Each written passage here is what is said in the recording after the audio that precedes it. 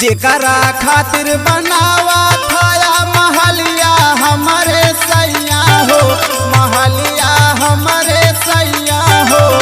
ओ नहीं बोले हम तारो जक बोलिया हमारे सैया हो, ओ नहीं बोले हम तारो जक बोलिया हमारे सैया हो, ओ नहीं बोले हम तारो जक बोलिया हमारे सैया हो। के करे ऊपर लाल छल लगावत है रे हमरे भैया भौजी के।